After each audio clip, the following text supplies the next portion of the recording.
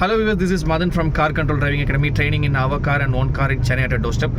So viewers, இன்னைக்கு பார்த்தீங்கன்னா ஒரு பிஸியான ரோட்ஸில் இருக்கும். ஸோ இந்த ரோட்டில் பார்த்தீங்கன்னா நம்மளோட பிகினர் வந்து ட்ரைவ் பண்ண போகிறாரு. அவர் ஓன் பண்ணியிருக்க கார் பார்த்தீங்கன்னா Hyundai Eon. ஸோ இவருக்கு வந்து பார்த்தீங்கன்னா ஆல்மோஸ்ட் நேற்று வந்து ஒரு கிளாஸ் பண்ணிவிட்டு ஸோ நேற்று வந்து பார்த்தீங்கன்னா பேசிக்கான டிப்ஸ் எல்லாமே கொடுத்துட்டோம். ஸோ இன்றைக்கி பார்த்தீங்கன்னா மெயின் ரோட்ஸ் வந்திருக்கும். ஸோ இந்த மெயின் ரோட்ஸில் சார் எப்படி பெர்ஃபார்ம் பண்ணுறாரு உங்களுக்கு லைவாக நான் காட்ட போகிறேன்.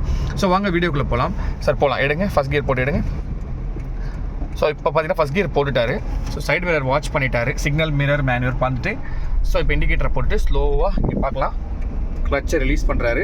ஸோ இப்போ அகைன் செகண்ட் கியரை வந்து கிளச்சை க்ளோஸ் பண்ணி செகண்ட் கியர் போட்டுட்டாரு. கிளச்சை க்ளோஸ் பண்ணுங்கள், கிளச்சை க்ளோஸ் பண்ணுங்கள், கிளச்சை க்ளோஸ் பண்ணிவிட்டு திருப்பியும் இப்போ பார்த்தீங்கன்னா கிராஜுவலாக அப்படியே மூவ் பண்ணுங்கள், ஸ்லோவாக அப்படியே மூவ் பண்ணுங்கள். சைடில் ஒரு வண்டி வருது, ஸோ நல்லா மூவ் பண்ணுங்கள். ஸோ ஓகே, இங்கே பார்த்தீங்கன்னா உங்களுக்கே தெரியும் பிஸியான ரோட்ஸு. ஸோ இப்போ செகண்ட் கியர் போட்டு மூவ் பண்ணுங்கள்.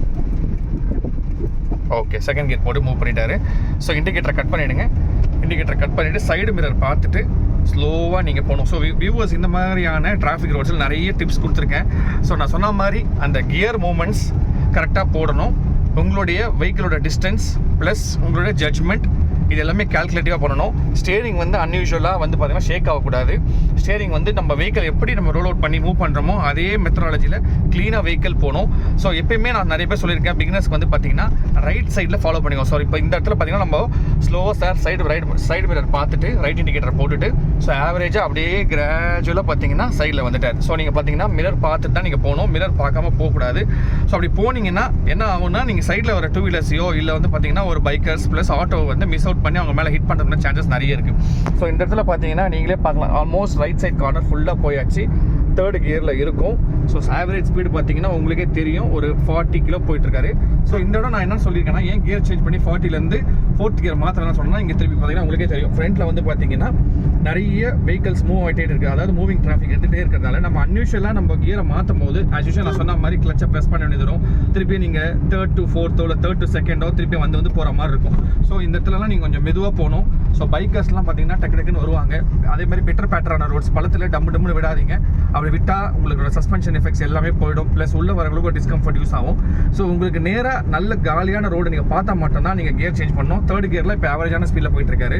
ஸோ நம்ம இந்த இடம் பார்த்தீங்கன்னா இப்போ பிரிட்ஜ் நம்ம ஏற்படும். ஸோ இந்த பிரிட்ஜ் ஏறும்போது ஆல்மோஸ்ட் தேர்ட் கியரில் இருக்கவர் மேபி சேஞ்ச் பண்ணதுக்கு வாய்ப்பு இருக்குது. இப்போ பார்த்தீங்கன்னா இங்கே 4th மாற்றிட்டாரு. ஓகே, மாற்றிட்டு இப்போ அதே மாதிரி கரெக்டாக கிளச்சை ரிலீஸ் பண்ணி வெஹிக்கிளை மூவ் பண்ணிட்டு இருக்காரு.